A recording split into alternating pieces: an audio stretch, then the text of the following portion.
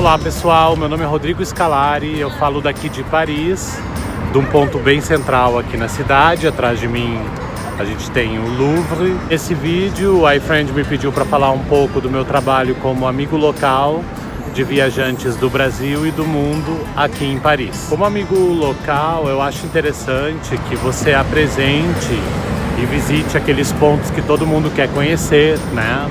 A Torre, a Notre Dame, o Louvre, e também forneça algum conhecimento histórico e artístico sobre esses monumentos. Mas eu particularmente também gosto muito de sair do óbvio e explorar a cidade de maneiras menos convencionais, né? Visitar lugares que não são aqueles que todo mundo conhece, que todo mundo se prepara para visitar quando pensa numa viagem para Paris. Porque além da Torre Eiffel, do Louvre, da Notre Dame, você tem muitas outras versões de Paris para descobrir.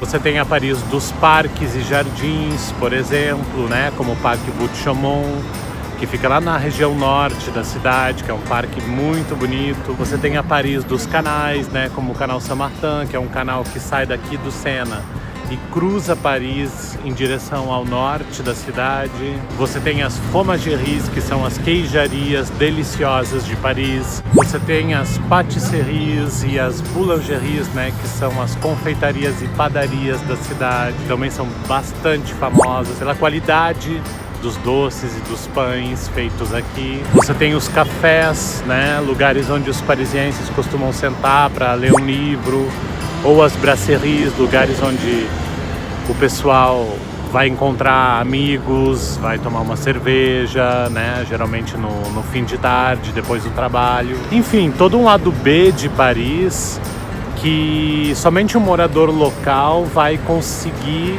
mostrar para um viajante com esse ponto de vista e com a experiência de alguém que vive aqui. E sempre que possível eu gosto de fazer o máximo de roteiros a pé, porque essa é a melhor maneira de apreciar, de conhecer e de registrar calmamente Paris, não só na sua câmera, mas também na sua memória.